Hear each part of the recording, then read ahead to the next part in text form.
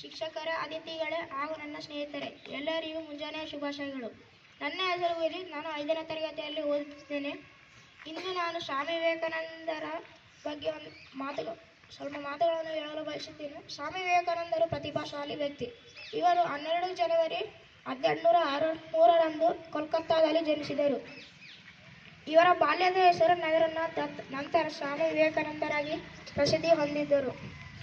ಇವರ ತಾಯಿ ಭುವನೇಶ್ವರಿ ದೇವಿ ಮತ್ತು ತಂದೆ ವಿಶ್ವನಾಥ್ ದತ್. ಇವರ ತಂದೆ ಕೋಲ್ಕತ್ತಾದ ಹೈಕೋರ್ಟ್ನಲ್ಲಿ ವಕೀಲರಾಗಿದ್ದರು. ಸ್ವಾಮಿ ವಿವೇಕಾನಂದರು ತಮ್ಮ ಶಾಲೆಯಲ್ಲಿ ಚಾಣಾಕ್ಷ ವಿದ್ಯಾರ್ಥಿಯಾಗಿದ್ದರು.